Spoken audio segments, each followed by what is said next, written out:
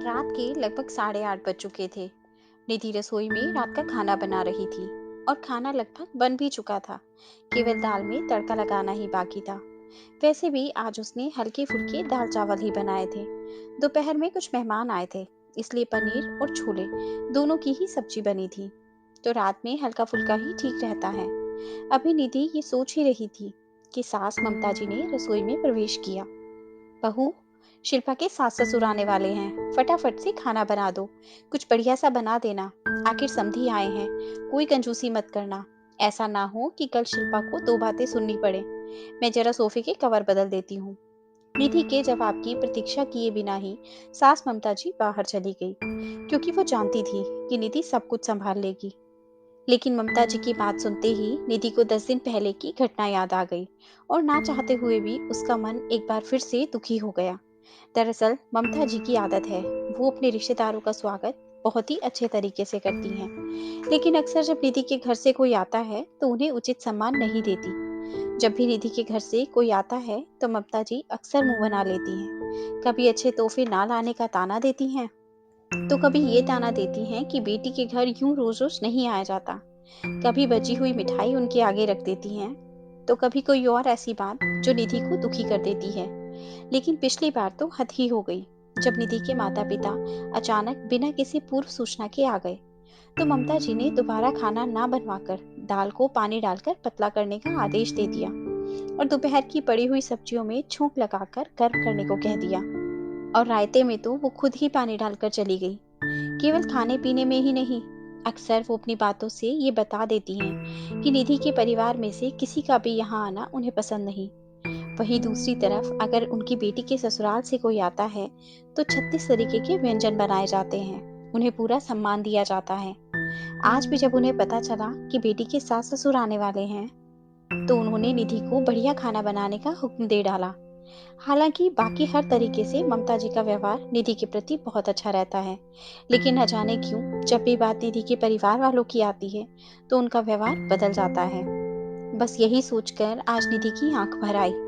कहते हैं कि किसी के सब्र का इम्तिहान नहीं लेना चाहिए, लेकिन शायद ममता जी ये बात समझ नहीं पा रही थी। इसीलिए बार बार निधि के मायके वालों को अपमानित करके वो निधि को दुखी कर रही थी।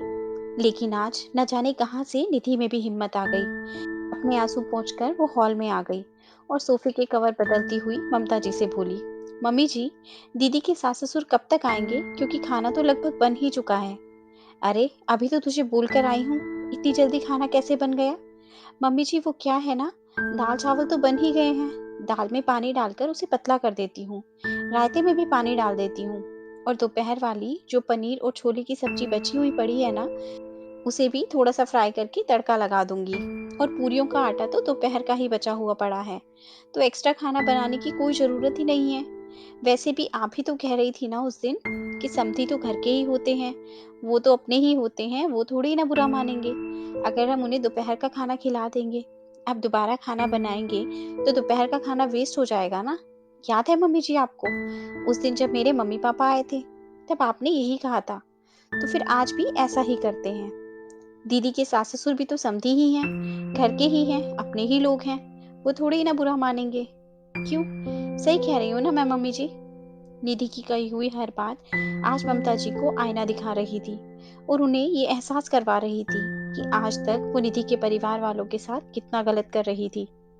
शायद इसीलिए निधि से इतना सब कुछ सुनने के बाद आज निधि से आंख मिलाने की उनकी हिम्मत नहीं हो रही थी। लेकिन फिर भी गलती का एहसास होने पर गलती को स्वीकार ना करना, ये ममता जी की फितरत नहीं थी। इसीलिए चंद ही मिनटों में उन्होंने चुप्पी तोड़ते हुए निधि से कहा, बेटा, सबसे पहले तो आज तक जो गलत व्यवहार मैं तुम्हारे परिवार के साथ करती आई हूँ उसके लिए मुझे माफ कर दे। और दूसरी बात, मैं तुमसे वादा करती हूँ कि जिस तरीके का व्यवहार शिल्पा के ससुराल वालों के साथ करती हूँ, जिस तरह उन्हें मान सम्मान देती हूँ, वही मान सम्मान और वही अपनापन अब मैं तुम्हारे परिवार को भी दूंगी। देर से ही सही, लेकिन मुझ पर गुस्सा करके मुझे दो बातें सुनाकर सही राह दिखाने के लिए थैंक यू बेटा। दोस्तों, अक्सर ये देखा गया है कि लड़के वालों का व्यवहार लड़की वालों के प्रति अच्छा नहीं होता, उन्हें उचित मान सम्मान नहीं दिया जाता। जबकि जिस माता पिता ने आपको अपने जिगर का टुकड़ा दे दिया, उनका सम्मान तो अत्यंत आवश्यक होता है। लेकिन फिर भी हमारा ये समाज न जाने क्यों उनकी अवहेलना कर बैठता है। इस विषय पर आपके क्या विचार हैं? आप हमें कमेंट करके ज़रूर बताएं।